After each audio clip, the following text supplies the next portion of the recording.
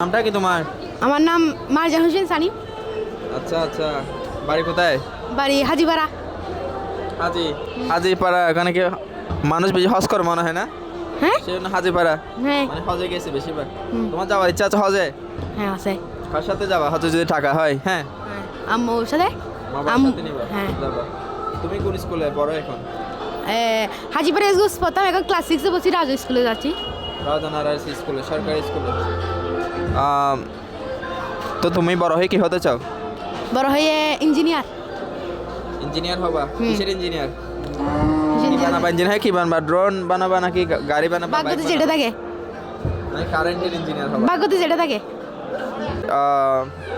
কোন খেলা খেলতে ভালো লাগে? ক্রিকেট না ফুটবল, ব্যাডমিন্টন? ক্রিকেট।